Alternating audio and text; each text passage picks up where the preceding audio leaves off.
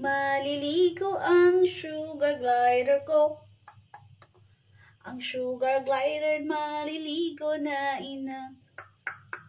Bam bam bam bam bam bam bam bam bam bam. Dan dan dan dan dan dan dan dan dan.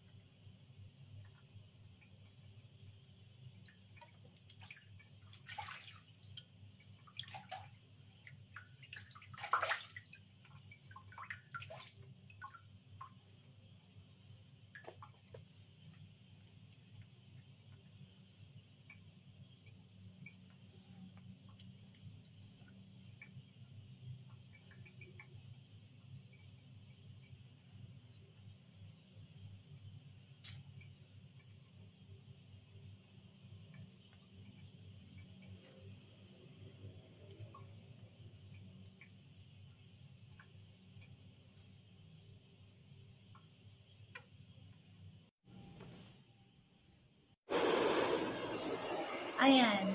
So, ang ginagawa ko guys, tapos niyang maligo guys, pinapatuyo ko siya gamit ng blower. Actually, tuyo na siya actually. Tuyo na po siya. Kaso lang, hindi ko po na-on yung ano, ayan. Binoblower ko lang po yan. Ayan. Alamin nyo kung saan yan siya pupunta.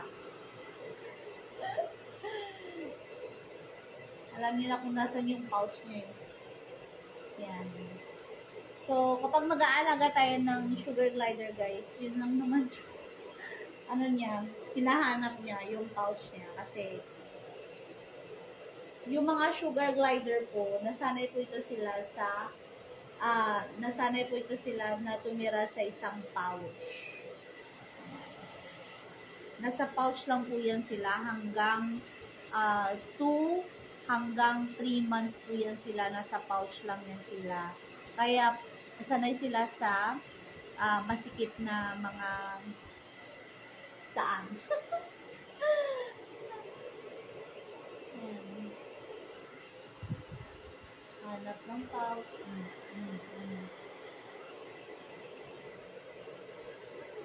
So, yan na naman ang ginagawa ng sugar glider ko kasi pinaliguan ko siya kanina kasi gusto kong hindi siya bumaho. Actually, yung mga sugar glider, hindi naman po sila mabaho. Hindi sila mabaho. Compare sa mga white mice, sa hamster, or sa mga rabbit. Mapanghi yung mga nila, pupo, and yung ihi nila. So, eto sila, hindi. Kasi nag-alaga din ako ng mga daga eh. Nag-alaga na ako ng white mice, nag-alaga na din ako ng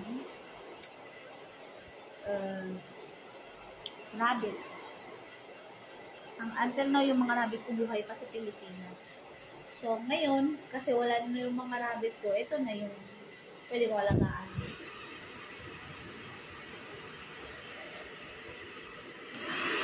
Kasi dito sa sa Thailand, guys, kahit exotic animals binebenta nila. So usually dapat ang mga ganito, mga exotic na ito eh.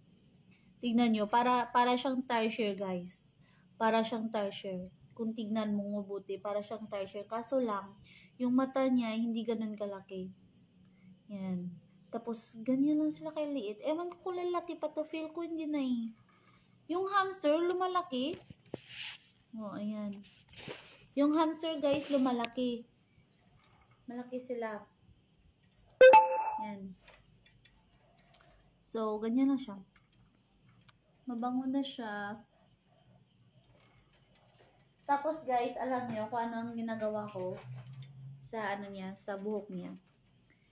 Para makadel-kadel ko sila. Wait lang. So, ilalagay ko siya dito. Go inside the pocket. Yan. Yan. Pouch niya yan. Labas mo nga ulo mo, be. Labas. Cute, diba? So, ganyan lang yan siya. Tapos, ginagawa ko, binabrush ko yan yung ulo niya. Toothbrush to, guys, binabrush ko yung ulo niya. Kasi gusto yan nila. Yan. Oh, tulong na siya. Pero gutom na yan. Wait lang, guys.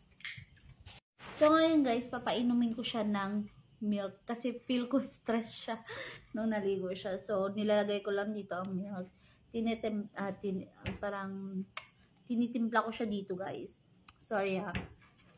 Sorry, hindi talaga kasi ako marunong mag-Tagalog. Yun lang. Tapos, goat milk for hamster, yung mga malilit na animals. Ito po yung binibili namin. Tapos, tinitimpla ko siya gamit ng biberon na maliit.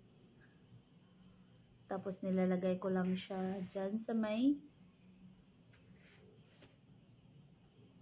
ano ba yung taklob? Taklob sa Tagalog. Basta taklob, guys. Taklob. Tapos, pinapa. Yan, pinapa. Tingnan nyo. Feel ko na stress siya, guys. Tring. Ayaw nyo, guys. Ayaw ng sugar glider ko, guys. Ay, nako. So, ayan na. Sugar glider, hello! Na-stress yung sugar glider naman. Yan. Dati, guys, ang ingay niya ngayon hindi na kasi nasanay na siya na ako yung fur mama niya. Thank you so much for watching, guys. Have a great day. Sana supportan niyo po ako sa mga upcoming videos ko about my sugar glider. Goodbye, buyers!